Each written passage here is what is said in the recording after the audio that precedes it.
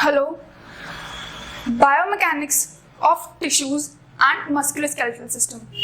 सो आज हम biomechanics tissues और मस्कुलोस्केलेटल सिस्टम के बारे में बात करेंगे और आज हम पढ़ रहे हैं बोन्स। सो बोन्स को पढ़ने के लिए हमने उसे 3 डिविजन्स किए हैं उस चीज़ के। And the first division is the structure and the composition, उसके प्रॉपर्टीज यानी बोन की प्रॉपर्टीज एंड उसके अप्लाइड्स।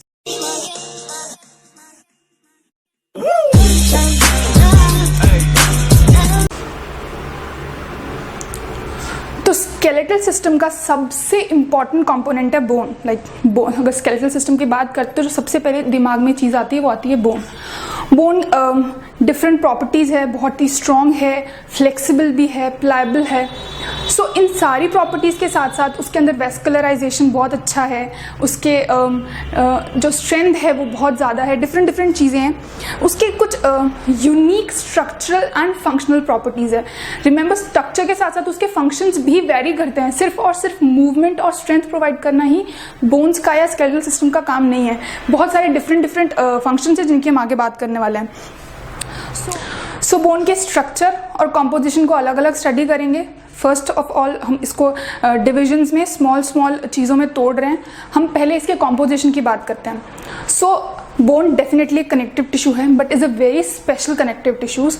और कॉम्पोजिशन को भी हमने 3 अलग अलग सेक्शंस में डिवाइड किया है। सेल्यूलर पार्ट, मैट्रिक्स जो कि बोन का बाकी का area, and the ground substance जो कि पूरा सीमेंटिंग परफॉर्म कर रहा है, यानी बोन को जोड़ के रखने वाला सब्सटेंस।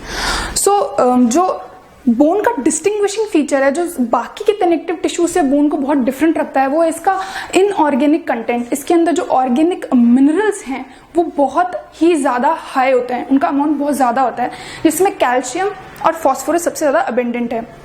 कैल्शियम का भी एक स्पेसिफिक कंपाउंड जिसे हम हाइड्रोक्सी एपेटाइट कहते हैं, वो बहुत ज़्यादा अबेंडेंटली मिलता है बोन के अंदर, और जिसकी वजह से this bone is having a very good strength मिल रही होती है।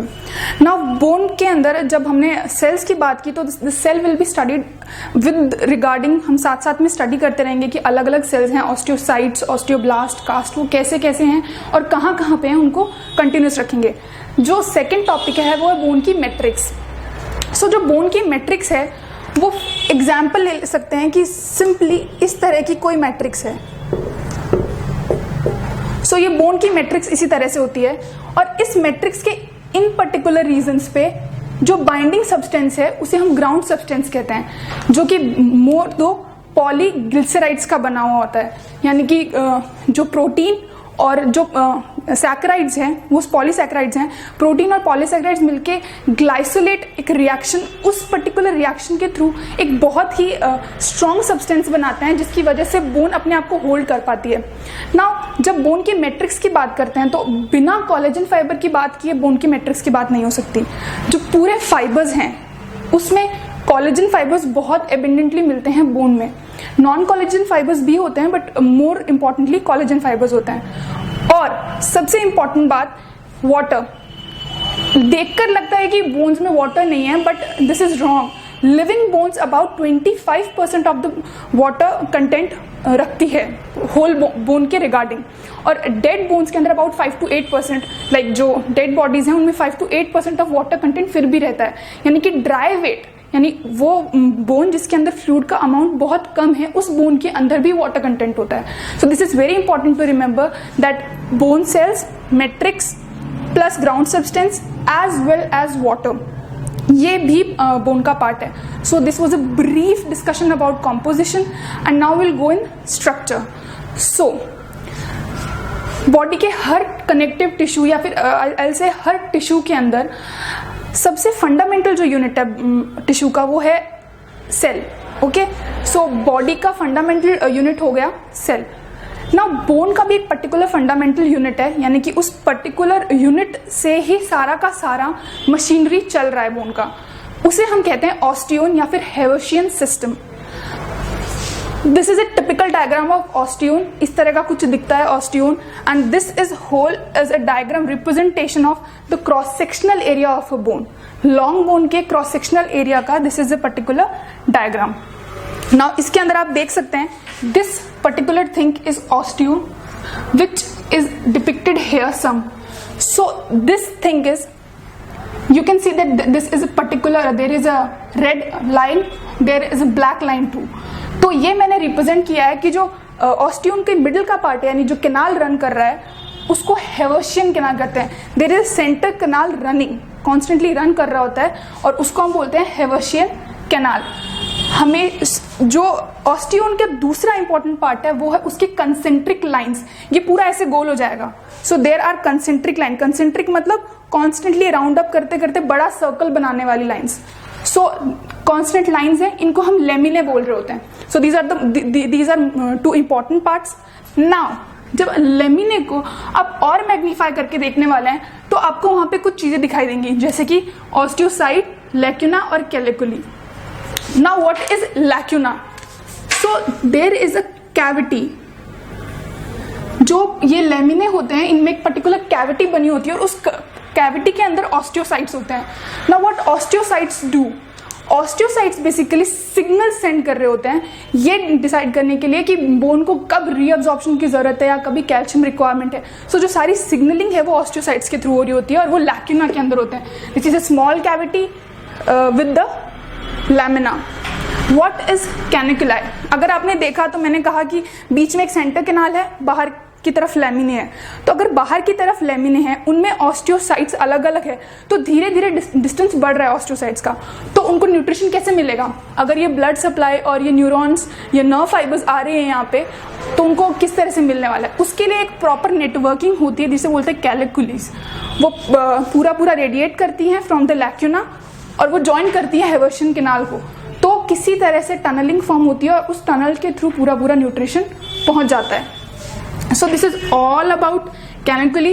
Important point to remember is यहीं पे इसी मैट्रिक्स के अंदर कोलेजन फाइबर्स भी होते हैं. Okay, now what is distinguishing one osteon to the other? वो तो मिक्स हो जाएगा ना? नहीं. द डिफ्रेंशिएशन कम्स, जो अलग अलग पता चलता है कि ये ऑस्टियन अलग है, ये अलग एक फंडामेंटल यूनिट हो रही है, वो पता चलता है सीमेंटिंग लाइन से.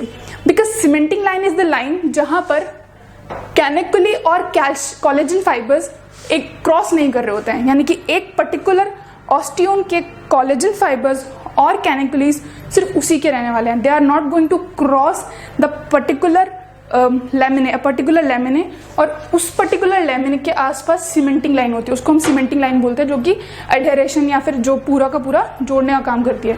Remember, cementing line is the weakest point of a bone.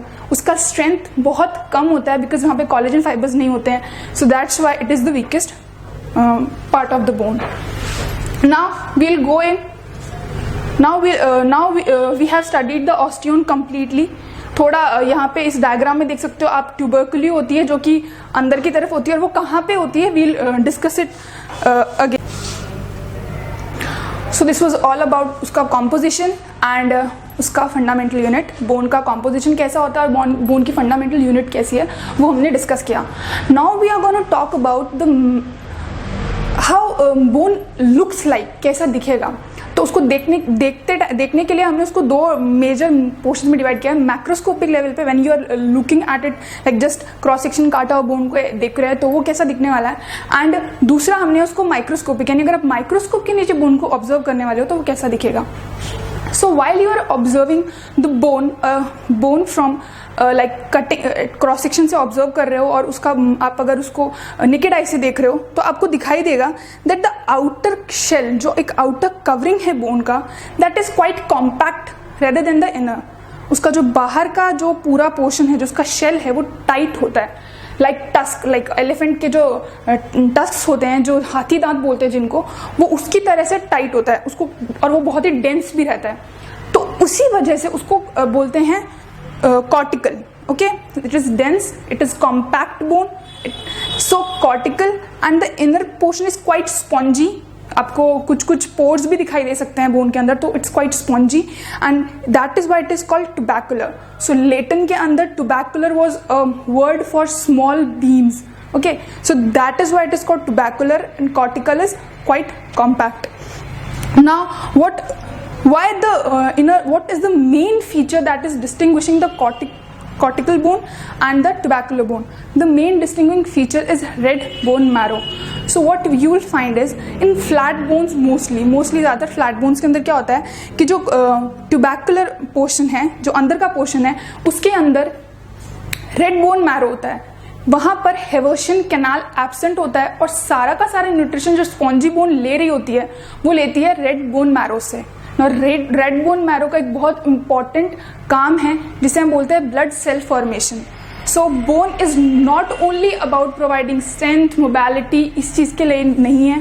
Bone और भी बहुत मल्टीपल फंक्शंस कर रही होती है जिसमें से एक बहुत इंपॉर्टेंट फंक्शन आता है blood cell formation.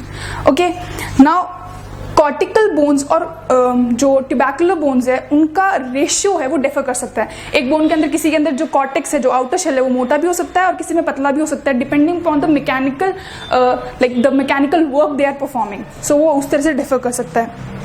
Now I think कि आपको पता होगा कि what is epiphysis, metaphysis and diaphysis. A short brief, epiphysis is the portion, the upper portion of a bone जो कि आर्टिकुलेशन के काम में आ रहा होता है. Metaphysis is mostly the part that grows and diaphysis is the longitudinal part of a long bone. Okay, so microscopic level के ऊपर जब आप देखोगे तो क्या होगा, आपको दो तरह की बोन दिखाई देंगी. One is woven, second is laminar. So woven bone is basically unorganised, किसी भी तरह का पर्टिकुलर पैटर्न नहीं होता है, वीक बोन होती हैं और दे आर नॉट लाइक आप उनको किसी पर्टिकुलर स्ट्रक्चर में स्टडी कर सकते हो. So they are mostly found in new born babies, infant babies like infantiles and embryo, उस कंडीशंस में वो होती हैं. Important thing to note here is in adult ये कहाँ होती है.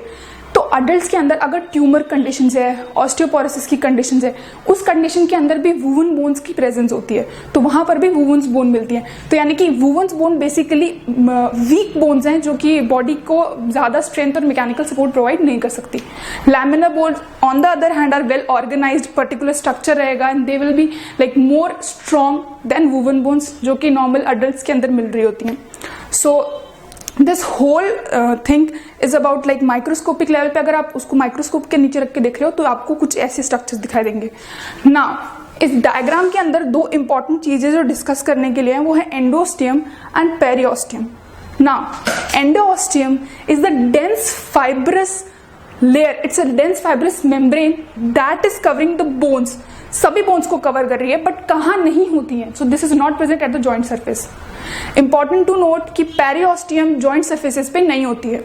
Now endosteum, endosteum basically long bones के जो डायाफाइसिस वाला पार्ट हमने डिस्कस किया उसमें जो मेडुलर कैविटी होती है, अंदर की तरफ एक कैविटी रहती है, ठीक है, उसको लाइन अप करने वाली जो लेयर है उसको हम एंडोस्टियम बोलते हैं. यहाँ पे दो तरह के मेन सेल्स होते हैं, osteoblasts and osteoclasts. They are very important in repairing as well as remodeling the bones. जब bones में fracture होता है तो bone को repair और remodeling करने के लिए बहुत important है. So this was a very brief and very compact thing to discuss about composition and structure of bone. We have tried to make it as small as possible and compact, but bones अपने आप में बहुत wide topic है. So please revise it because biomechanics is all about revision. Keep revising, keep learning. Thank you. Hello, house going this video? I think very good. जाते जाते इस video की summary ले लेते हैं. लास्ट में कुछ की पॉइंट्स है जो अपन को याद रखने हैं. 4 पॉइंट्स है जिन्हें याद रखना है. सबसे पहला पॉइंट और important point that bone is composed of 2 phases. One is inorganic and second one is organic. Inorganic जो है उसमें मिनरल्स होते हैं और ये बोन को स्ट्रेंथ प्रदान करती है, और इनऑर्गेनिक जो होती है वो उसको फ्लेक्सिबिलिटी प्रदान करती है. ये पॉइंट के बाद चलते हैं दूसरे पॉइंट की तरफ. And the second point is the bone is composed of the basic structure, basic unit of bone is osteon, और we can say it is Haversian system, जिसके अंदर में बहुत सारी कैनाल्स होती है और इसके अंदर ही ब्लड वेसल्स रहती है और नर्व्स रहती है. ये दूसरी चीज याद रखने की हुई. थर्ड पॉइंट, मैक्रोस्कोपिकली देखें या मोटा मोटी तौर पर तो बोन जो है इसमें 2 है. One is cortical and second is canaliculi. Cortical is dense and canaliculi is different, variable in size. जैसा फ्लैट बोन्स रहेगा तो उसमें कैनालक्यूलीज यानी ट्यूबरकुलाई जो है वो अलग अलग रहेंगे और कॉर्टिकल डेंस रहेगी. Fourth point to know in the bone structure is bone is asymmetrical, means bones जो है वो अपनी अपनी स्थिति अपनी अपनी जगह के हिसाब से अलग अलग रहेगी। कहीं पर डेंस रहेगी, फ्लैट बोन रहेगी, जैसा इनका स्ट्रक्चर रहता है, जैसा इनका फंक्शन रहता है, उसके हिसाब से ही बोन अलग अलग हो जाती है। तो ये 4 पॉइंट्स को अगर अपन याद रखते हैं तो हमारे को बोन्स को, स्ट्रक्चर को समझना और फिर बायोमैकेनिक्स को समझना बहुत ही आसान हो जाता है। अगर आपको ये वीडियो पसंद आई हो तो प्लीज़ सब्सक्राइब करें, लाइक करें और हमारे सेकेंड पार्ट की तरफ हम बड़ी जल्दी चलते हैं। Thank you.